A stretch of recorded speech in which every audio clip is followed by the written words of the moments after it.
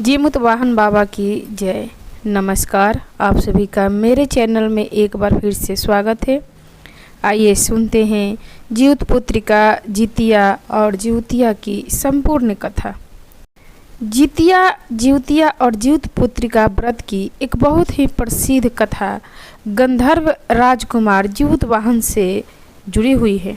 कहा जाता है कि जब जीउतवाहन के पिता बूढ़े हो गए तो उन्होंने अपना राजपाट अपने बेटों को सौंप दिया और वह वन में चले गए। जीउतवाहन को राजा बनने का अवसर मिला, लेकिन उन्हें राजगद्दी बिल्कुल ही पसंद नहीं आई।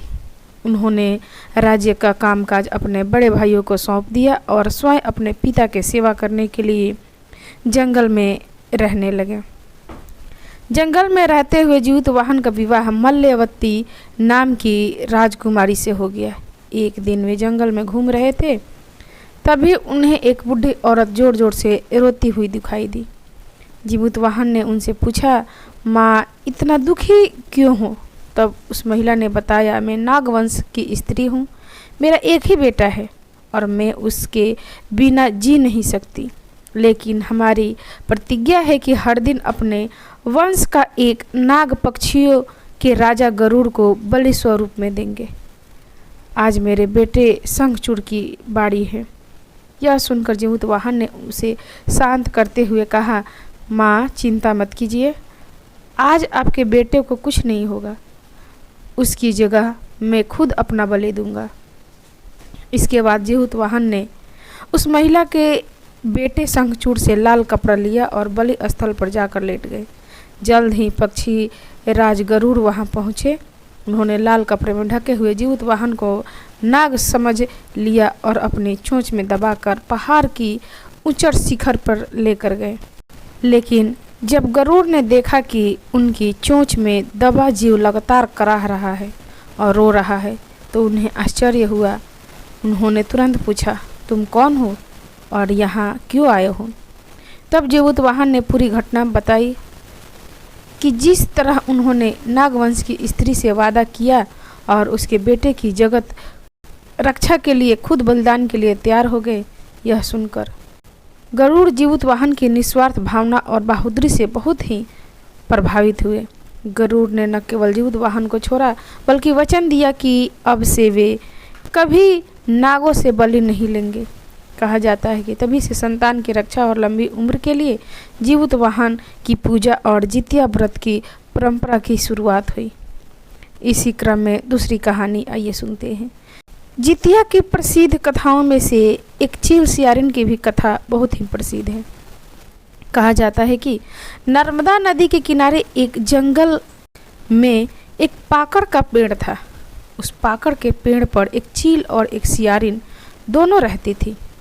वह दोनों बहुत अच्छे मित्र भी थे। एक दिन दोनों ने गांव की महिलाओं को जिउतिया की व्रत करते हुए देखा। इसके बाद दोनों ने निश्चय किया कि हम भी व्रत रखेंगे। दोनों ने विधि विधान का पालन कर जिउतिया का व्रत रखा, लेकिन कुछ समय बाद सियारन को बहुत ही भूख लगी।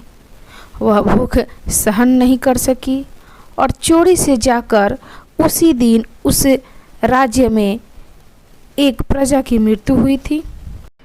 तब वह शमशान घाट चली गई और वहां जाकर जी भर उसने मांस खाया, जबकि चील ने पूरे नियम से व्रत का पालन किया।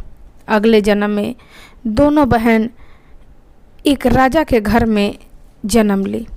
बड़ी बहन सियारन के बच्चे बार बार मर जाते थे, जबकि छोटी बहन चील के बच्चे बहुत ही स्वस्थ हट्टे कट्टे रहते थे।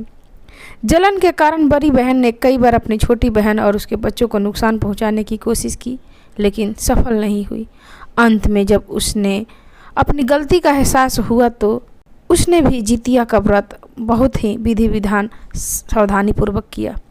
इसके बाद उसे संतान सुख और बच्चों की लंबी उम्र का आशीर्वाद मिला। इसी क्रम में कृष्ण से भी जुड़ी एक बहुत ही कथा प्रचलित है। महाभारत काल में भी इस व्रत का संबंध बताया जाता है। कहा जाता है कि युद्ध के समय अश्वत्थामा ने क्रोध में आकर पांडवों के 5 पुत्रों की हत्या कर दी। इतना ही नहीं, उन्होंने अर्जुन के पुत्र अभिमन्यु की पत्नी उत्तरा के गर्भ में पल रहे शिशु को भी नष्ट करने का प्रयास किया। लेकिन भगवान कृष्ण ने अपनी शक्ति से उस मृत शिशु को पुनः जीवित कर दिया। इस बच्चे का नाम जीवितपुत्रिका रखा गया और माना जाता है कि तभी से संतान की रक्षा और लंबी आयु के लिए जितिया व्रत की परंपरा की शुरुआत हुई।